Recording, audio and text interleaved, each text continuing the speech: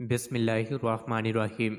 السلام علیکم۔ روزانہ واقعات سننے کے لیے اس چینل کو سبسکرائب کریں۔ حضرت اسماعیل بن عیاش کہتے ہیں کہ میں نے حضرت عمر رضی اللہ تعالی عنہ کو فرماتے ہوئے سنا ہے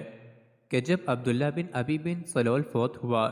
تو رسول اللہ صلی اللہ علیہ وسلم کو جنازے کے لیے بلایا گیا۔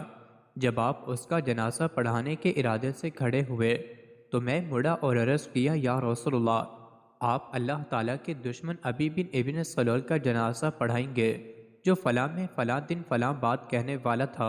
اور میں اس کی کارگزاریاں شمار کرنے لگا اور رسول اللہ صلی اللہ علیہ وسلم مسکرا رہے تھے، حتیٰ کہ میں نے بہت زیادہ اصرار کیا تو آپ نے فرمایا، اے عمر، مجھ سے ہٹ جاؤ، مجھے اختیار دیا گیا ہے، لہٰذا میں نے اس کا جنازہ پڑھنے کو اختیار کر لیا ہے۔ ان کے بارے میں کہا گیا ہے، خواہ تم ان کے لیے بخشش مانگو یا نہ مانگو، اگر مجھے معلوم ہو کہ میرے 70 سے زیادہ دفعہ ان کی بخشش کی دعا سے انہیں بخش دیا جائے گا تو میں 70 سے زیادہ دفعہ بھی ان کے لیے استغفار کرتا۔ پھر آپ صلی اللہ علیہ وسلم نے اس کا جنازہ پڑھایا اور اس کے ساتھ گئے، حتیٰ کہ اس کی تدفین سے فراغت تک اس کی قبر پر تشریف فرما رہے۔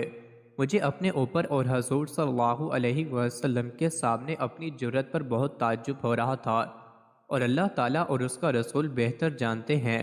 بس اللہ تعالیٰ کی قسم کہ تھوڑی سی دیر گزری تھی کہ یہ 2 آیتیں نازل ہوئیں، اور ان میں کوئی مر جائے تو اس کے جنازے پر بھی نماز نہ پڑھے اور نہ دفن کے لیے اس کی قبر پر کھڑے ہو، کیونکہ انہوں نے اللہ اور اس کے رسول کے ساتھ کفر کیا ہے اور وہ حالت کفر ہی میں مرے ہیں۔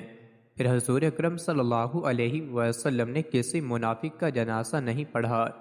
حتیٰ کہ اللہ تعالیٰ نے آپ کو اپنے پاس بلا لیا۔ حضرت شیخ رحمۃ اللہ علیہ فرماتے ہیں،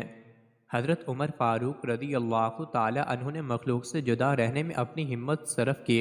تو اللہ تعالیٰ نے اس کے حق کے ساتھ موافق ہونے کی وحی نازل فرمائی۔ چنانچہ اللہ تعالیٰ نے اپنے رسول صلی اللہ علیہ وسلم کو منافقوں پر جنازہ پڑھنے سے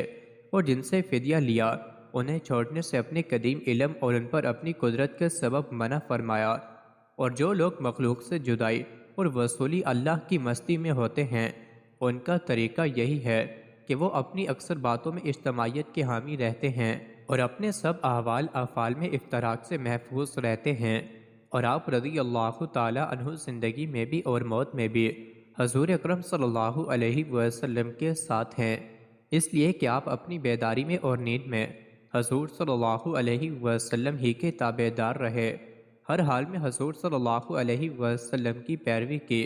تمام افعال میں تابع داری کی، اور کہا گیا ہے کہ تصوف شریعت کے طریقوں پر استقامت اور رضائے الہی کے حصول کی کوشش کا نام ہے۔ مزید ایسے ہی ویڈیوز کے لیے چینل کو ضرور سبسکرائب کریں۔